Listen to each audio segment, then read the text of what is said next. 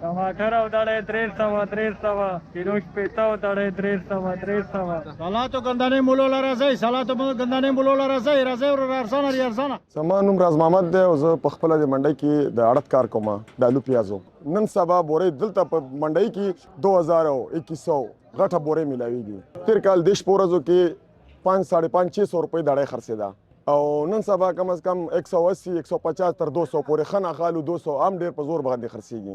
د دې وجه خو دغه یو لاره ده چې د تورخم باډر دا د افغانستان چې کوم باډر دا بندې دي. تېر کال هم همدغه شپو ورځو کې تقریبا یو میاشت وروسته تقریبا مارچ کې 25-26 ورځې لار بنده وه.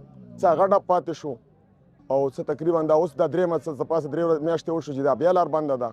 مخکې د خلکو ضرورت شته د الوګانو خو الوګان نه ورځي اجازت نشته دی. نو چې اوس ایکسپورټ کېدی نو ضرور به الوګان ریټ به ښه و. دېرش په ورځو کې به کم از کم چې هېڅ هم نه وی نو 4000 روپۍ بورۍ به پټي کې دا میلاوېده. هېڅوک هم د دې نرخ نشي سیټ کولی. که سبزي ډېره شوه ریټ یې کمیږي او که سبزي کمه شوه ریټ یې تیزېږي.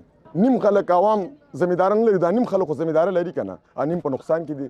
عوام خو دا امید لري چې خدای پاک لار کولاو کړي نو انشاءالله بازار به واپس ښه شي.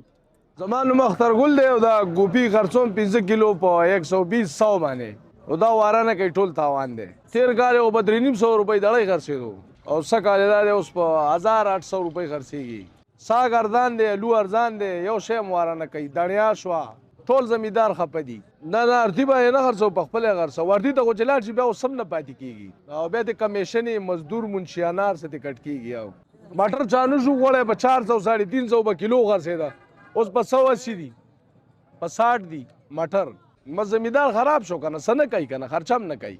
آلو بورۍ 500,000 روپۍ بوجۍ ده نو دا به زمیندار ته څه وکړي. زمیندار ته څه نه کوي. زما نوم حزب الله دی او زه دلته پېښور منډۍ کې کار کوم. بطور موجوده خو مالونه اخلم پړیتوب کوم. د افغان بارډر بندېدو په وجه ډېر زیات نقصان وشو. دلته کې کم بورۍ چې لګ بګ په 7-8 روپۍ وه هغه اوس په 1500-1600 روپۍ میلاویږي. نو که داسې موجوده بارډر بند دي نو په کاروبار باندې ډېر کافي اثر اچوي او بلکې اچولی هم دی په کاروبار سره.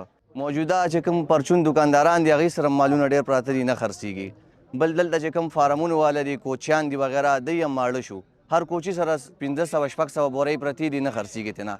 نو دا دا کوچیان ولاړ دي دوی هم بس اوس چې بیا اواز ورته وکړي چې دا مال نو بس داسې کې چې نه لګي. یاره مزید که بارډر بند شو نو نور اثر به مثال کې چې پرو به ځي په روزګار باندې.